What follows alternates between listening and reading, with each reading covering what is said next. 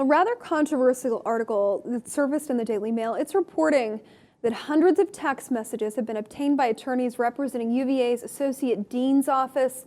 It shows how those explosive rape allegations that were reported in the now infamous Rolling Stone article, they might have been sparked. Now, this is all alleged. This is just an article, but it insinuates that the rape case could have been sparked by a crush on a boy who didn't feel the same way. Now, this article insinuates that the victim could have had a love interest in someone named Ryan Duffin, and perhaps could have insinuated some things that weren't quite accurate so that he would come to her rescue. Now, Ryan Duffin, 21 years old, he said that he realized, and we're calling the victim Jackie because that's the victim, that's how she was referenced in the Rolling Stone piece. He says that he met her the second day at UVA, that she had a crush on him, and he says that he made it quite clear he wasn't interested. This is what he actually said. He said, "I think that it began to become pretty clear.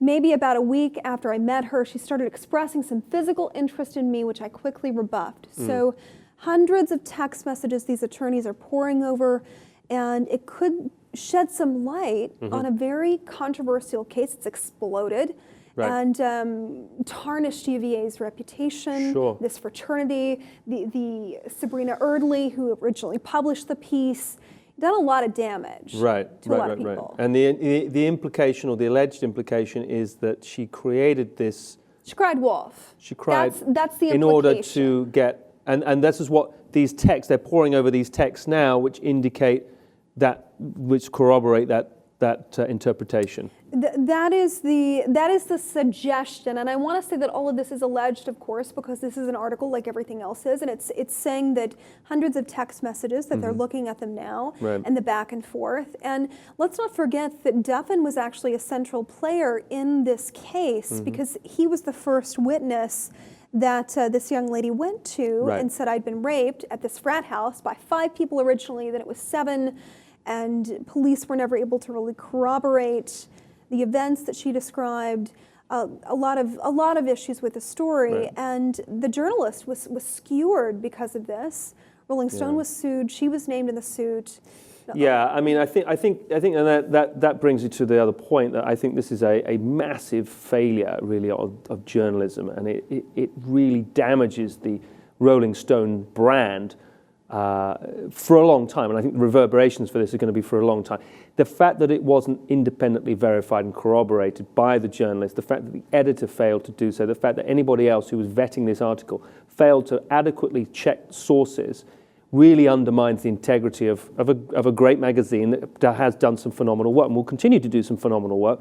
But that's the real reason that we're talking, well, one of the main reasons that we're talking about this is this occurrence still goes on and is still relevant, and that we're talking about it is because of the the implications and the damage that is done to Rolling Stone magazine. There's no question. You know, a stain that they're still discussing, still in the news regarding this article. Not only did the reporter take liberty with the source issue, as you pointed out, but just to take it away from that for a second, if this story in any way proves to be credible, you know, the fact that there might have been some motivation behind it, what does that do to all victims of rape on college campuses that have a legitimate story about being raped? You know, it really, I mean, so many women deal with something like this, and men for that matter, and it really lends to the fact that they, a lot of times their story is based on their own interpretation, and it's largely believed, you know, if there's no evidence. So